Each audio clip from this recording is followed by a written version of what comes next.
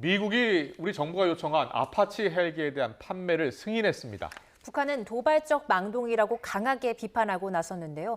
양욱 아산정책연구원 연구위원 모시고 자세한 말씀 나눠보겠습니다. 어서 오십시오. 어서 오십시오. 예, 안녕하십니까. 안녕하세요. 자, 예. 미국이 승인한 아파치 헬기. 예. 우리나라가 몇 대를 도입하기로 한 거예요? 이미 36대를 2015년에 도입했고요. 예.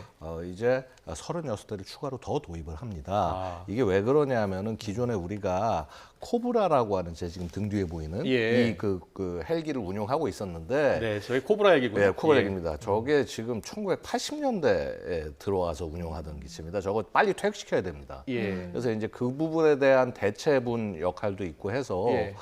일단 36대를 먼저 구매했고 그다음에 추가로 더 구매하게 된 거죠. 지금 화면에 보이는 헬기는 아파치입니다. 아파치 헬기입니까? 예. 예. 뭐 아파치는 아시다시피 이제 뭐 대형 공격 헬기라고 얘기를 하는데 예, 예. 특히 헬파이어 미사일 16발을 장착을 해서 저 16발로 무려 8km 정도 거리에서 적 전차를 공격할 수가 있습니다. 예. 아파치는 한 보통 이제 공격 헬기로만 생각을 하시는데 네. 사실은 지금 이제 보시면은 위에 둥그란 레이더, 롱보우라는 레이더를 장착한 기종이 같이 섞여 있어요. 아. 저건 지금 레이더가 없는 거고 예. 레이더가 달려 있는 기종들이 같이 섞여 있으면서 그 레이더 달린 기종이 지상에 있는 적 전차를 전부 지금 저겁니다. 저 위에 동그란 게 레이더인데 아, 그래요? 저걸로 지상에 있는 적들을 레이더로 쫙 훑어서 예. 어디에 있는지 적인지 아군인지 구별하고 그다음에 보이지 않는 거리에서 공격을 가능하게 해주는 예. 그래서 그 공격 자산이자 타격 자산이자 감시 정찰 자산으로 그럼 활용할 수 적 탐지 있습니다. 기능이 있다는 거네요. 그렇습니다. 예. 예. 네, 최대 전차 킬러라고도 불리는데 예. 이게 미국 헬기인가 봐요. 이 맞습니다. 미국의 무기를 구매하기 위해서는 미국 정부 승인이 필요하다는데 예, 맞습니다. 포린 밀리터리 세일즈, 그러니까 대외 군사 판매라는 제도가 있고요. 예. 이것이 이제 미국의 무기 수출 통제법에 의해서 통제가 됩니다. 이제 형식은 보통 어떠냐면요. 이게 재밌는 것이 우리 보통 무기 판매하면 뭐 국방장관이 가서 뭐 다 알아서 할 것 같지만은요. 예, 예. 국무장관이 이거를 결정해서 신청을 하고 그렇군요. 국방부는 실행을 합니다. 예. 그다음에 이거를 판매하기 전에 미국 의회에 요청을 해서 승인을 받아야 되고요. 당연히 이 FMS 판매 대상은 그 미국의 우방국 혹은 미국이 이걸 팔아도 된다라고 판단하는 국가입니다. 그 그렇군요. 국가들마다도 등급이 있는데 예. 대한민국은 사실 뭐 2등급 정도에 해당한다라고 얘기를 합니다만요. 그게 2등급이 낮은 것이 아니라 뭐 일본, 이스라엘 뭐 이런 국가들이 같이 그 2등급에 걸려 있습니다. 그러니까 예. 상당히 상당히 높은 수준의 대우를 받는 건 사실입니다. 그렇군요. 예. 자, 그렇다면 아파치 헬기 우리 전력에 꼭 필요한 장비, 군사 장비입니까? 그렇게 보십니까? 물론이죠. 그러니까 예. 지금 사실은 보면은 지금 아마 최근 언론 보도에서 많이 나왔을 거예요. 예. 야, 무슨 드론으로 한 방이면 떨어지는 요새 아파치 무인기 추세다. 그리고 드론이 많이 발전했기 때문에 예. 헬기가 예. 요새 그 효용성이 떨어진다는 지적이 있기 때문이에요. 맞습니다. 그러니까 뭐 예를 들어서 이런 거죠. 우리 당장 우크라이나 전쟁을 보면은 이렇게 멀쩡히 날아가는 헬기가 FPV 드론이라고 그래서 예. 1인칭 조종 시점하는 드론의 공격을 맞아서 추락하는 장면들 여러분 봤을 그러니까요. 겁니다. 예. 이제 그런 걸 보시면서 야, 무슨 헬기가 무슨 소용이 있냐. 지금 세상에 또 다른 걸 더 늘리면 되지. 네. 라고 말씀하시는 분들도 계신데 네, 네. 그거 상당히 오해입니다. 아, 그렇습니까? 예. 그분들 말씀대로라면 전차도 필요 없고 자주포도 필요 없고 다 필요 없죠. 예. 그러니까 이게 결국 이것은 러시아군이 당시 헬기를 그 뭐라고 그럴까 작전 계획에 맞지 않게 운용했기 때문에 위험한 네, 상태로 네, 운용을 네. 했기 때문에 그렇게 된 것이고요. 아.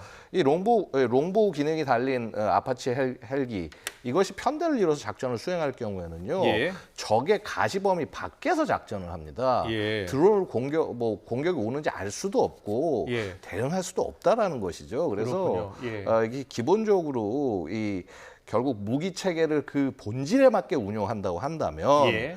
그렇다면은 이러한 우려는 불식될 수 있다고 말씀드릴 수 있습니다. 우크라이나 전쟁에서 우크라이나 헬기, 러시아 헬기가 많이 격추당했다라는 보도가 잇따랐잖아요. 예. 그럼 그 당시 때 격추됐던 헬기와 이 아파치 헬기와는 좀 다른 겁니까?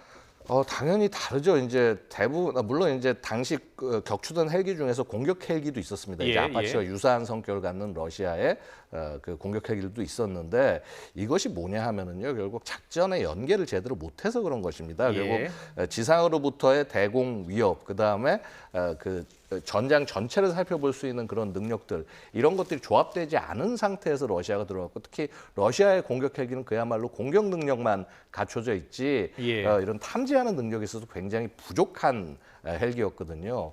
반면에 이제 이 아파치 같은 경우는 어떠냐면은요. 이미 지금 주한미군 보유하고 있는 것까지 합치면 우리가 80여 대 넘는 아파치들이 가지고 있습니다. 근데 특히 보면 예. 주한미군 아파치는 무인기와 연동을 해서 네. 브레이크라는 무인기와 연동을 해서 정찰 자산으로서도 기능을 합니다. 물론 이제 바로 이런 부분에서 좀 약간 우려가 되는 것인데요. 우리 군도 이걸 36대 들어와서 무조건 공격 자산으로 해가지고 미사일만 쏘고 해서 끝난다라는 것이 아니라 예. 실제 우리가 가진 다양한 다른 무인기들 이런 것들과 연계를 해서 실제 그 전장을 조망을 하고 그다음에 정확히 조망한 다음에 빨리 적을 제거하는 그렇군요. 그런 능력 위주로 끌고 가야 된다고 말씀을 드리겠습니다. 알겠습니다. 네, 아파치 헬기 36대 지금 4조 7천억 원이 들어가는 셈인데 이게 사실 현대전에서는 가성비가 떨어지지 않냐 이런 지적도 있거든요. 어떻게 보십니까? 그러니까 이 4조 7천이라는 얘기도 좀 약간 저건데 좀 살펴보실 필요가 있는 것이요. 네. 우리가 이전에 이제 36 도입했을 때 아마 2조가 안 됐을 겁니다. 예, 그래서 예. 왜 이렇게 가격이 뭐 2배 이상 뛰었냐? 예. 이게 헬기만 사서 그런 게 아닙니다. 아. 안에 보면은 그 헬파이어라는 미사일, 헬파이어 미사일 456발을 도입을 하고요. 그다음에 미국이 헬파이어 다음으로 개발하고 있는 차세대 미사일 그 JAGM이라고 하는 미사일이 있는데 예. 이제 합동 공대지 미사일이라는 개념이 있습니다. 이게 이제 152발이 들어옵니다. 그러니까 약 예. 거의 거의 뭐 600여 발이 넘는 최신형 미사일을 같이 도입을 해서 운영한다. 그 말은 뭐냐 하면 북한 전차 600대는 확실하게 파괴할 수 있다는 얘기가 되는 겁니다. 예. 네, 그래서 그런 정도의 전력으로 도입을 한 것이기 때문에 이것을 뭐 단순히 가격이 비싸다, 뭐 싸다 이렇게 접근할 것이 아니라 예. 이것을 어떤 식으로 활용하느냐에 중점을 두고 접근하면 된다고 알겠습니다. 말씀드리겠습니다. 일단 활용을 잘해야 된다는 말씀 계속 해주시고 계시고 또 드론이라든지 무인기하고의 무기 체계 연계가 상당히 중요하다는 말씀을 해주고 계십니다. 근데 최근에 북한이 이 무인기 개발을 가속화하면서 우리나라가 이 무인기 공격에 취약한 거 아니냐는 지적이 많았었잖아요. 그렇습니다. 이 헬기와 다른 드론이랑 우리나라의 무인기랑 어떻게 네트워크 연결 체계를 갖춰야 되겠습니까? 사실은 제일 중요한 건 통신망부터 갖추는 게 제일 중요합니다. 예, 예. 그러니까 지금 뭐 미국 보면은 그 JADC2라고 그래서 JADC2 이게 이제 뭐냐면은 5G 통신을 군용 통신에 통합을 시키는 겁니다. 다 연결하는 겁니까? 네, 그렇죠. 예. 왜 그러냐면 보십시오. 지금 우리 전장 상황이나 이런 것들을 막 수많은 카메라와 감시 장비 같은 걸로 많은 정보가 쏟아져 들어오는데 그렇죠. 이 정보를 서로 무기 체계와 무인기든 뭐든 이런 무기 체계와 예. 조작자가 서로 주고받아야 되고 거기서 끝나는 게 아니라 많은 사람들이 이것을 정보를 공유해야지 또 싸우면서 훨씬 더 효율적으로 싸울 수 있고. 예. 결국은 우리 무슨 무인 체계를 얘기하고 무슨 뭐 여러 가지 것들을 뭐 AI 얘기하고 하지만은요, 그 기본은 굉장히 그 차세대 전장 통신망에 달려 있다고 말씀드릴 수가 있어요. 예, 예. 근데 우리 이제 이 차세대 전장 통신망이 조금 좀 많이 부족한 편이긴 한데 저는 이게 의아한 것이 예. 우리 뭐 굉장히 엄청나게 통신 강국이지 않습니까? 네. 그럼에도 불구하고 막상 우리 군에서는 이런 첨단 통신망 같은 것들이 보안의 이유로 이제 적용이 잘 안 되고 있는데 예. 이런 부분들까지 좀 같이 기술적으로 해결할 수 있는 부분도 굉장히 많습니다. 이스라엘 같은 경우는 민간 통신 같은 것들도 잘 복호화하고 암호화해서 활용하는데 좀 그런 지혜들을 우리도 좀 보여야 될 때다. 이게 뭐 국방개혁 말씀하시는데 뭐 대단한 국방개혁이 그렇게 막 엄청난 막 노력과 이게 아니라 예. 사고를 조금만 바꿔서 우리가 잘할 수 있는 민간의 것들을 잘 활용을 하면 그게 국방개혁이 되는 겁니다. 알겠습니다. 또 하나는 또 우리 군이 대공 무기 위력을 또 언론에 공개하기도 했습니다. 이 드론을 무인 비행체를 이제 태워서 추락시키는 그런 모습이 굉장히 인상적이었는데 예. 기술은 어떻게 평가하세요? 사실은 아직 그 레이저 기술은 초기 단계입니다. 대부분 국가에서. 레이저 대공무기 말씀하시는 그렇죠. 거죠? 맞습니다. 예. 이 레이저 대공무기 어떠냐면요. 우리 뭐 스타워즈 같은 영화 보시면 어떻습니까? 이렇게 빔을 뿅 쏘면 맞아가지고 막 날아가고 그러지 않습니까? 예. 절대 그렇지 않습니다. 실제는 우리가 왜 우리 그 뭐 어디 병원이나 이런 데 가면 레이저 시술하잖아요, 그렇죠? 예. 그걸로 이렇게 피부 같은 걸 이걸 태워가지고 시술하지 않습니까? 마찬가지로 지금 레이저를 쏴서 태우는 겁니다. 근데 우리 당국이 군 당국이 공개한 그 화면을 보니까 실제로 맞고 떨어지던데요? 맞습니다. 그래서 계속 몇 초 이상 조사를 하면은 예. 강력한 레이저를 조사하면은 그 해당 부분이 타서 그래서 비용도 많이 들지 않는다고 맞습니다. 해서요. 그러니까 예. 이거 뭐 결국 전력값에 해당하는 거니까 아마 뭐 몇천 원 정도면 될 것 같고요. 예. 다만 지금 우리가 이제 20kW 정도로 해외 국가에 비해서는 조금 출력이 떨어져요. 근데 네. 이게 뭐 능력이 안 돼서라기보다는 이건 이제 출력을 높여가면 될 문제고요. 이스라엘 같은 경우는 지금 아이언 빔이라고 그래서 100kW짜리를 고칠점 배치를 하려고 하고 있습니다. 예. 그래서 이러면서 왜냐하면 이게 거리에 거리가 멀면 멀수록 또 레이저 출력이 떨어지지 않습니까? 예, 그런 부분들을 감안해야 되기 때문에 조금 더 성능 개량을 할 필요는 있겠고요. 다만 그럼에도 불구하고 우리나라가 제식 배치로는 세계에서 제일 먼저 배치를 하는 거거든요. 예. 왜 그러냐면 그만큼 북한의 위협과 이런 것들을 그냥 방관할 수만은 없다. 그래서 지금부터 실전 배치를 많은 수는 아니더라도 초기적으로 쫙 배치를 해 나가면서 성능을 확 높여야 나중에 우리 국민에게 오는 위협을 막을 수 있다는 말씀이죠. 그렇군요. 그럼 최근에 우리 상공이 북한의 무인기에 많이 뚫렸었잖아요. 그렇죠. 예, 제가 이제 뚫렸죠. 뚫릴 가능성이 점점 낮아지는 겁니까? 격추시킬 수 있는 거예요? 낮아지는 방향으로 가는 거라고 말씀드립니다. 예. 이거 낮아졌다고 제가 단정적으로 말씀 못 드리겠습니다만은 네. 당장 이런 것을 실전 배치해서 운용하면서 우리의 능력을 쌓아놓지 않으면요, 나중 막상 북한의 위협이 실질적으로 훨씬 더 커졌을 때 예. 그때 대응할 수 있는 능력이 없게 된다는 거죠. 이거야말로 진짜 유비무환이다라고 말씀드리겠습니다. 알겠습니다. 자, 계속해서 북한 관련 소식을 좀 더 물어보겠습니다. 김정은 위원장이 최근에 이제 수해 현장 방문한 화면이 공개가 됐고, 그리고 또 그 수해로 어려움을 겪는 어린이들 또 주민들을 평양으로 또 데려와서 이렇게 보호해주는 모습도 공개가 됐고, 그런데 최근에 호화 요트 사진도 공개가 됐어요. 예, 그렇습니다. 김정은 위원장이 사용하는 호화 요트가 맞습니까? 그렇게 알려지고 있습니다. 이제 예. 북한에는 한 4척 정도의 요트가 있는 걸로 알려지고 있어요. 80m짜리, 예. 60m짜리, 55m, 50m짜리 쭉 있는데 특히 80m짜리 요트가 지금 사진에 나온 저 요트가 예. 그 원산입니다. 저희가 지금 원산 갈마반도에 있는 예. 저기에 이제 김정은 휴양지가 있는데 예. 저희가 아마 김정은 휴양 중에서 제일 화려한 곳으로 알고 있습니다. 예. 그래서 저게 80m짜리 유람선이 바다에 나온 모습이 포착이 됐어요. 80m짜리입니까? 예. 저 80m짜리 유람선이 이제 이게 굉장히 호화 유람선이라고 표현할 것이요. 국제 규격의 수영장이 있고 그다음에 그 보시면 진짜 수영 레인이 있지 않습니까? 그렇죠? 네, 네. 근데 그래서 국제 규격을 말씀드려요. 심지어는 미끄럼틀까지 있습니다. 자, 저런 것이 나가서 이 바다에 나가서 움직이고 있다. 결국 누가 타서 휴양을 하기 때문에 나간 것이라고 볼 수밖에 없고요. 예. 뭐 저것이 뭐라고 그럴까 김정은인지 아니면 김주애인지 리설주인지는 예. 저 위성 사진 한 장만으로는 알 수는 없겠습니다만은 예. 결국은 굉장히 귀빈이 오지 않으면은 움직일 수 없는 저 배가 바다로 나갔다라는 것은 결국 로얄 패밀리 일가가 저쪽에 나가서 뭔가 휴양을 하고 있는 것이 아니냐라고 추정하게 되는 대목이죠. 근데 이렇게 김 씨 일가가 호화스러운 휴가를 보내는 모습이 이렇게 노출되면 진짜로 북한이 어려움을 겪고 있는 게 맞냐 이런 생각도 들 수 있을 것 같은데 어떻게 이해해야 하나요? 사실은 고난의 행군 때도요. 김정일은 자기 그 부하들의 충성을 사기 위해서 막 롤렉스라든가 벤츠차라든가 막 이런 것들을 부하들에게 뿌리고 그러면서 계속 호화로운 생활들. 결국 이런 전제 국가의 특성은 뭐냐 하면은 국민은 어떻게 되건 간에 자신들이 호화로운 생활만 유지만 되면 되는 것이거든요. 다만 어쨌거나 그 국민들을 속여서 끌고 가야 되기 때문에 앞에서는 자애로운 지도자의 모습을 보여주려고 노력을 하겠죠. 예, 알겠습니다. 최근에 또 북한군 한 명이 귀순을 했잖아요. 지난 20일이었는데 예. 그 귀순한 방법이 공개가 됐어요? 예. 그렇습니다.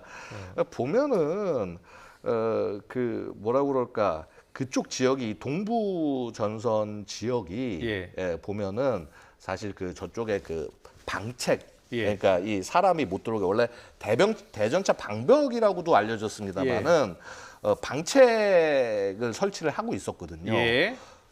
그래서 나름 저쪽 지역에 대해서 움직일 수 없게 만들었겠구나라고 했는데 그 유리 휴전선을 걸어서 넘어오게 된 거죠. 그러니까요. 예. 그래서 바로 이런 측면들이 보고 있다면은 결국은 북한 내부에서도 저렇게 그 김정은이 이제 남북 분단을 지시하고 이렇게 갈 수 없게 그 방벽까지 만들었지만은 예. 결국 감시는 실제로는 철저하게 이루어지지 않고 있다라는 것을 말씀을 드릴 수 있겠습니다. 사실 22사단 저 지역이요. 예. 저렇게 탈북자가 넘어오면은 맨날 사단장들이 뭐 준비를 잘못했다 해가지고 교체되는 아니 그런- 근데 저 예. 기순 병사가 넘어올 때 예. 북한군들한테는 탄핵명 잡으러 왔다라고 이렇게 이야기하면서 넘어왔다면서요? 예, 맞습니다. 예. 예, 결국은 그만큼 북한 자체가 예. 굉장히 겉으로는 철저하게 남한에 대해서 이렇게 뭐 이렇게 어떤 행동을 못하게 여기 북경을 막아야 된다라고 얘기를 하고 있지만은 예. 실제로는 굉장히 북한도 해이해져 있다라는 것을 알 수 있다라는 거죠. 알겠습니다. 근데 공교롭게 또 이 시기가 우리 군이 대북 확성기를 가동하고 있던 시점이라고 알려져 있는데 예. 실제로 이 대북 확성기가 영향을 미쳤다고 봐야 되나요? 대북 확성기는 어떤 형식으로는 영향을 미쳤을 것으로 예. 보입니다. 해당 지역에 예. 직접적으로 그러한 확성기가 틀어졌는지, 그래서 그것을 해당 병사가 듣고 넘어왔는지는 저는 예. 확신을 못하겠습니다만은 기본적으로 저는 대북 방송이나 이런 혹은 뭐 대북 전단을 통해서 전달되는 그런 정보들 자체는 북한에게 있어서는 굉장히 사실 치명적인 내용이 될 수밖에 없고, 그렇기 때문에 북한이 저렇게 오물풍선 같은 것들을 보내고 앞쪽에서 저렇게 굉장히 강경한 모습을 보이면서 대응하는 것이라고 말씀드릴 수 있습니다. 알겠습니다. 미국 대선으로 넘어가 볼게요. 미국 대선 후보가 정해지면서 이제 선거 운동도 치열해지고 있고요. 그런데 트럼프 또 해리스 두 후보가 모두 수락 연설을 하면서 김정은 위원장을 언급했어요. 예. 그런데 예. 김정은 위원장 언급하는 내용이 좀 다릅니다. 어떻게 언급했습니까? 예, 일단은 트럼프가 먼저 했죠. 트럼프가 얘기할 때는 나는 이제 집권기에 김정은을 잘 지냈다. 그래서 그 결국 뭐라고 그럴까, 김정은과의 친분을 통해서 자기가 북한 핵 문제를 해결할 수 있다라는 그런 메시지를 보냈고요. 왜요? 사실 이제 그런 예. 과정에서 핵무기 많이 가진 사람하고 잘 지내는 거 좋은 일이다라는 말을 해서 사실 많은 사람들이 빈축을 사기도 했죠. 예. 이제 반면에 해리스는 자 이런 그러니까 김정은 같은 폭군 혹은 독재자 이거 비위 맞추는 거 트럼프 너나 할 일이지 우리는 그런 것 하지 않는다. 사실은 미국의 그 민주당 쪽은요 예. 이런 독재자들에 대한 굉장한 경멸을 정서적으로 깔고 있거든요. 예. 그렇기 때문에 사실 이렇게 대화나 이런 부분에 있어서도 굉장히 신중한 접근을 보여왔습니다. 예, 예. 물론 카터라는 예외가 있기는 했습니다만은 자 어쨌거나 그러한 미국의 정서를 반영하는 것이라고 말씀드릴 수 있습니다. 그렇군요. 예. 네, 근데 최근에 이제 양당이 발표한 새 정당 강령을 보면 모두 북한 비핵화는 좀 빠졌거든요. 좀 수위 조절을 하고 있는 건가요? 사실 그렇습니다. 일단 핵 폐기로 가기 전에 제일 먼저 해야 될 게 핵 동결입니다. 예. 그렇죠. 예. 그래서 아직 동결도 이르지 않았는데 핵 폐기를 너무 세게 얘기하는 것 자체가 협상이 이루어지지 않게 하는 요인이 아니냐. 예. 이제 어떤 이런 말씀을 하는 분들이 그걸 일종의 그 접근 협상 전략으로 받아들이는 경우도 있는데 사실은 저로서도 그렇고 많은 사람이 이렇게 걱정하는 것은 사실입니다. 혹시라도 미국이 이 북한의 핵에 굉장히 피로감을 느껴서 비핵화라고 하는 진짜 목적에서 벗어나려는 것이 아니냐. 예. 특히나 이렇게 미국이 비핵화를 강조하지 않는 것이 북한에게 지금 가진 정도의 핵은 보유해도 되네? 라는 잘못된 메시지를 던지지 않을까라고 하는 것이 사실 우려가 되는 것이고요. 예, 예. 이런 면에서 사실 우리 외교부는 한미 양국의 비핵화 의지 확고하다. 예. 사실은 지금 현재 바이든 정부에서도 그런 부분을 확실하게 우리한테 약속을 하고 있는 것이고요. 그렇군요. 그래서 이러한 본질적 내용에는 큰 차이가 없지 않나 생각이 됩니다. 예, 알겠습니다. 계속해서 이 북한이 미 대선을 앞두고 어떤 도발을 할지 여부를 묻기 전에 지금 속보가 들어와서 속보를 잠깐 정리해드리겠습니다. 이스라엘의 발표가 있었습니다. 이스라엘이 헤즈볼라를 선제 타격했고 공격 준비 정황에 대응하고 있다라는 입장 발표가 있었습니다. 네, 헤즈볼라 예. 측에서도 이스라엘의 대규모 드론 공격을 개시했다라고 밝혔습니다. 예, 지금 헤즈볼라가 이스라엘을 선제 타격한 것으로 지금 전해지고 있습니다. 이스라엘의 발표가 지금 나왔고요. 또 헤즈볼라 역시 공격을 개시했다라는 입장을 밝힌 상황입니다. 이스라엘이 지금 본토 비상 상황을 선포했다고 하죠? 네, 안보 내각도 수집했다라고 합니다. 네, 이스라엘의 발표가 있었습니다. 헤즈볼라가 선제 타격했고요.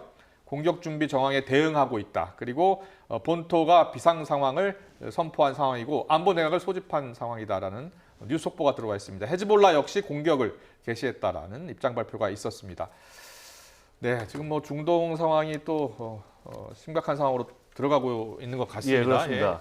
예. 보면은요, 예. 사실은 이제 이게 결국은 이스라엘 하마스 전쟁의 맥락에서 이곳을 보셔야 될 겁니다. 예. 아시다시피 이제 지난번에 한이엘을 이란에서 암살을 했고요. 예. 그 이어서 이제 또 지난달에 스콜하고 중요한 또 지도자를 암살을 했습니다. 예. 이스라엘 이렇게 제거하는 데 성공을 했는데 결국 여기에 대해서 이란도 지금 보복을 굉장히 강하게 얘기를 하고 있고 예. 당연히 하마스도 전쟁하는 와중에 어떻게 하면 이것을 타격할까 하고 있는데 예, 예. 하마스 혼자로서는 아마 이것을 공격하는 게 한계가 있을 겁니다. 예. 그래서 제가 보니까 지금 잠깐 또 다른 뉴스를 보니까 예. 하이파 지역에도 아마 이 드론 공격과 폭탄 공격이 있었는데 그렇군요. 이것을 그 그러니까 이라크 이슬람 저항 조직 예. IRI라는 그쪽에서 자신들이 했다라고 발표를 하는데 예. 보고 있으면 이것을 지원하는 조직이 역시 이란입니다. 예. 이란이 지원을 하고 있어요. 예. 그래서 자 이러한 이란 반개의 테러 단체들이 하마스, 헤즈볼라와 함께 이렇게 그 이스라엘에 대한 공격을 하고 있는 것으로 볼 수가 있습니다. 예. 아시다시피 이 헤즈볼라까지 본격적으로 그 이스라엘과의 전쟁에 참가하게 된다면은요. 예, 예. 결국은 이 전황 자체가 지금 상당히 뭐 이스라엘이 정리하는 것처럼 보여지지만은 예. 다시 또 이스라엘은 자국 내부의 방어를 위해서 특히 헤즈볼라에 대한 대응을 위해서 병력을 돌려야만 되는 상황이 될 것이거든요. 그렇군요. 훨씬 더 어려운 상황으로 가게 되는 것이죠. 예. 지금 방금 속보가 전해졌기 때문에요. 좀 더 자세한 소식이 들어오면 다시 정리해서 전해드리겠습니다. 북한의 도발 가능성 이야기 해볼게요. 예. 지금 미 대선을 앞두고 북한이 도발할 가능성 두 가지 중에 하나가 핵실험이고요. 하나는 대륙간 탄도미사일 발사 가능성입니다. 어떻게 보고 계세요? 둘 다 사실은 충분히 가능한 일이라고 볼 네. 수 있습니다. 왜냐하면은 결국 북한이 하고 싶은 것은 특히나 자신들과 대화를 할 수 있는 트럼프가 대통령이 된다고 한다면은 다시 한번 협상을 시도할 수도 있을 것이고요. 예. 근데 사실 미국의 외교 안보의 우선순위는 절대로 북한이 아닙니다. 예. 지금 당장 우크라이나 전쟁하고 뭐 이스라엘 하마스 전쟁들이 있지 않습니까? 예, 예. 그렇다면 이거 우선순위를 끌어당기려면 북한이 하는 거는 위기를 높여야 되는 것이거든요. 예. 바로 그러한 맥락에서 대선 전에 뭐 핵실험이라든가 ICBM 시험 발사라든가 이런 것들을 통해서 미국에 대한 위협을 더 높일 수도 있다라고 평가를 하는 것이죠. 그렇군요. 김정은 위원장 입장에서는 트럼프 지금 후보가 대통령이 되면 3차 북미 정상회담도 기대하고 있지 않을까요? 당연히 그렇습니다. 예. 그런데 결국은 그런 3차 정상회담이 되려면은요. 예. 트럼프가 그 자리에 나와야 될 만한 정치적 동인이 있어야 된다는 겁니다. 예, 예. 근데 사실은 한반도의 안보 문제가 미국에게 있어서 굉장히 중요한 정치 이슈가 절대 아닙니다. 예. 그렇다면 그런 이슈를 만들기 위해서라도 위기를 높일 수밖에 없고요. 특히 만약에 트럼프가 집권하게 되면 집권 초기에 먼저 해야 될 일은 내부 정리부터 할 겁니다, 아마. 그렇군요. 예. 그래서 그런 부분에서 결국 빠른 관심을 보이려면은 최대한 도발을 높일 수밖에 없다는 것이죠. 그렇군요. 마지막 질문 드릴게요. 김정은 위원장의 모습이 나와서요. 김정은 위원장은 트럼프 후보가 대통령이 되기를 바라고 있을까요? 간절히 바랄 거라고 생각합니다. 그렇군요. 간절히 바란다면 트럼프 후보가 대통령이 된다면 북한 김정은 위원장이 어떤 행보를 보일 것 같습니까? 결국은 북한의 존재감을 과시를 한 예, 이후에 트럼프에 대해서 또 다른 러브레터를 보내지 않을까. 또 다른 러브레터를 보낼 것이다. 그렇게 예상하고 있습니다. 과거 김정은 위원장이 트럼프 당시 이제 대통령한테 큰 편지를 보낸 적이 있거든요. 그렇습니다. 그 말씀 하시는 것 같습니다. 알겠습니다. 잘 들었습니다. 지금까지 양욱 아산정책연구원 연구위원과 함께했습니다. 잘 들었습니다. 고맙습니다. 감사합니다.